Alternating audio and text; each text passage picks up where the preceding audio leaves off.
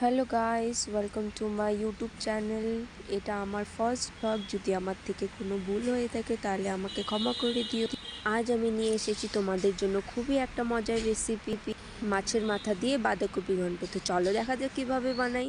এখানে নিয়েছি মাছের মাথা, লবণ হলুদ দিয়ে মেখে নিয়েছি। এখানে জিরা, তেজপাতা, দুটো কাঁচা লঙ্কা, শুকনো লঙ্কা। এখানে নিয়েছি ধনিয়া গুঁড়ো, জিরার গুঁড়ো, হলুদ, আদা, লবণ। আর এখানে আছে মটরশুঁটি, টমেটো, আলু, দুটো কাঁচা লঙ্কা আর বাঁধাকপি। এগুলো আমি আগে থেকে ভালো করে ধুয়ে রেডি করে রেখেছিলাম। এখানে কড়াইটা বসিয়ে দিয়েছি। কড়াইটা গরম হলে তেল দিয়ে মাছের মাথাটা খুব ভালো করে ভেজে নেব। আর তোমরা প্লিজ সাপোর্ট করো গাইস, যাতে আমি আরও ভালো ভালো নতুন নতুন রেসিপি নিয়ে আসতে পারি, কারণ তোমাদের সাপোর্টে ছাড়া আমি কিছুই নই।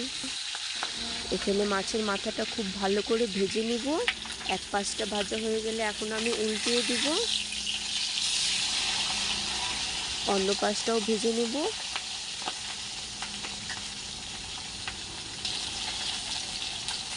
মাছের মাথাগুলো ভাজা হয়ে গেছে, এখন আমি নামিয়ে নেব।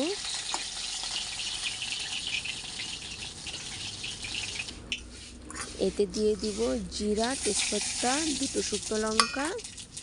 একে ভালো করে নেড়ে একটু লালচে করে নেব।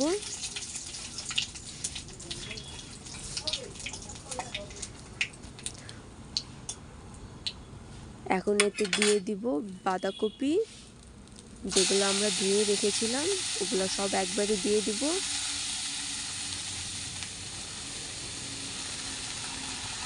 এখন এগুলাকে ভালো করে নেড়ে দিব।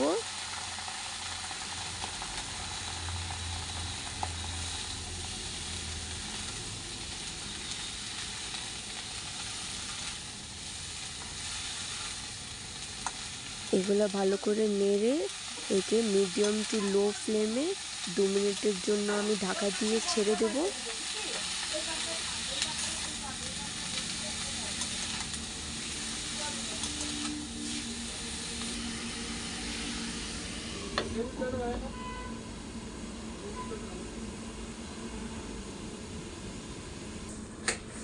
এখন আমি খুলে নেব। খুলে এতে মশলাগুলো সব দিয়ে দিব।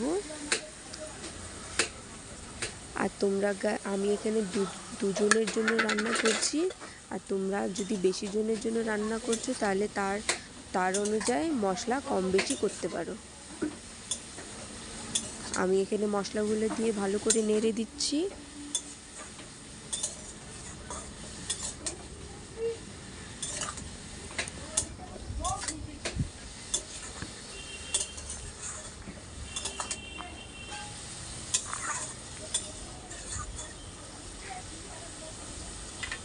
এখন এটা আমি ঢেকে দিব, আবার মিডিয়াম টু লো ফ্লেমে ছেড়ে দেব 5 মিনিটের জন্য।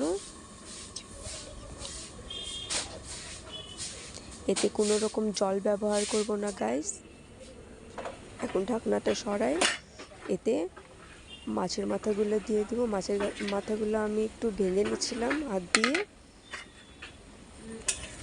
এখন নেড়ে দিব ভালো করে।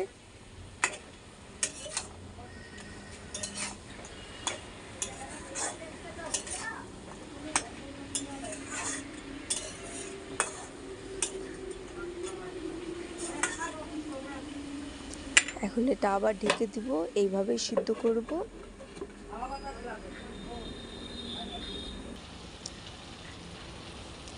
আবার নেড়ে দিব।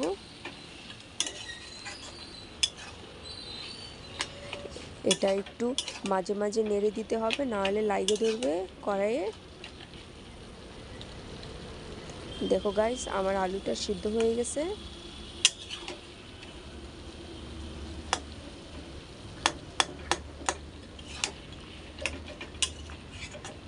আর একটু এটা কষিয়ে নেব।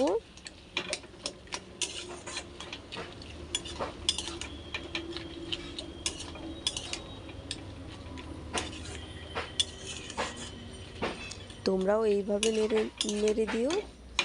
দেখো গাইস, আমার কড়াইটা পড়ে যাচ্ছে এখানে। এক হাতে মোবাইল ধরছি আর এক হাত দিয়ে রান্না করছি, তার জন্য মিস্টেক হয়ে গেছে, তোমরা প্লিজ ইগনোর করো।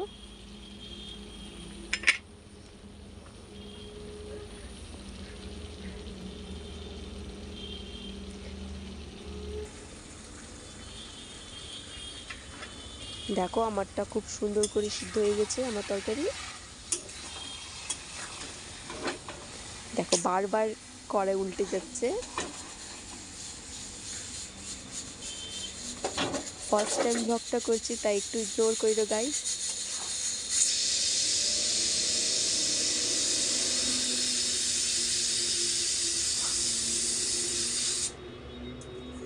তোমরা একবার এইভাবে রান্না করে দেখো, খুবই ভালো লাগবে, এটা আমার বিশ্বাস।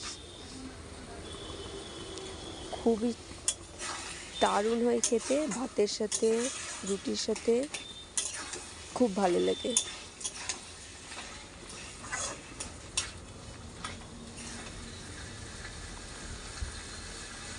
আমার এখানে তরকারিটা হয়ে গেছে সিদ্ধ। এখন আমি এখানে ধনিয়া পাতা দিয়ে দিচ্ছি। তোমরা চাইলে গরম মশলাও দিতে পারো।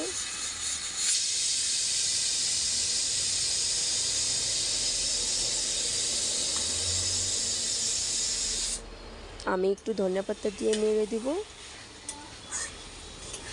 2 মিনিট ধনিয়া পাতা দিয়ে আবার একটু নাড়াচাড়া করে নেব ভালো করে।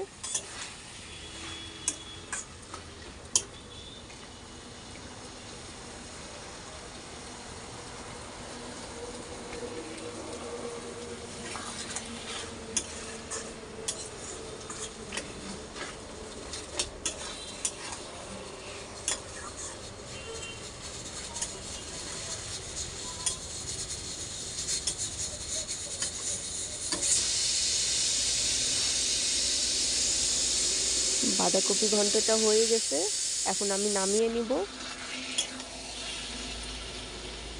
তোমরা দেখতে পারছো গাইস কি সুন্দর হয়েছে। এটা খেতেও খুব সুন্দর হয়। তোমরা একবার ট্রাই করে দেখো, রেসিপিটা খুব ভালো লাগবে। আমার বাঁধাকপি ঘন্টটা রেডি।